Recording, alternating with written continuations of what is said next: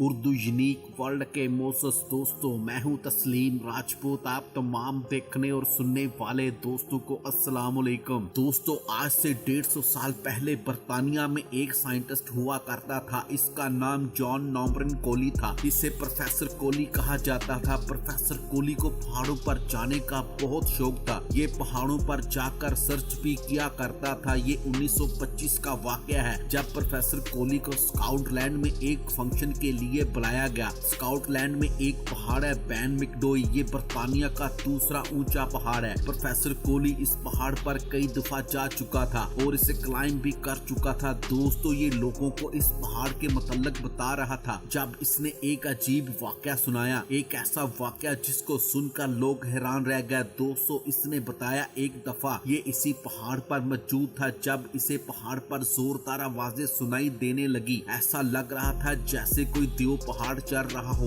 यानी ये किसी के कदमों की आवाज थी। प्रोफेसर कोली ने यहाँ वहाँ देखा लेकिन इसे कोई नजर नहीं आया, लेकिन फिर भी ऐसा लग रहा था जैसे कोई इसका पीछा कर रहा हो। दोस्तों, प्रोफेसर कोली का बताया हुआ ये क्या काफी मशहूर हो गया और अगले ही दिन ये किस्सा अखबारों में भी छप गया और यहीं से एक अजीब कहानी की शुरुआत हुई। दोस्तों, इसके बाद एक मशहूर माउंटेनियर AM क्लास ने भी यही वाकया लोगों को बताया। इसने कहा जब ये स्काउटलैंड के इसी पहाड़ बैन मकोई में मौजूद था तो इससे भी बिल्कुल इसी तरह की आवाजें सुनाई देने लगी थी। लेकिन इसके बाद एक और मशहूर माउंटेनियर अलेक्जेंडर ट्यूनिन ने जो बात बताई वो वाकई में हैरत अंगेज थी। दोस्तों, इस आदमी ने बताया इसे पहाड़ पर एक लंबा सा आदमी नजर आया। इसका रंग ग्रे कलर का था। ऊपर से नीचे तक इसका कद 10 फीट के करीब था और इंतहाई पतला था। 1943 का वाकया है। इसके मुताबिक ये इस वक्त उस पहाड़ पर चढ़ रहा था जब इसे अपने सामने ये आदमी खड़ा नजर आया।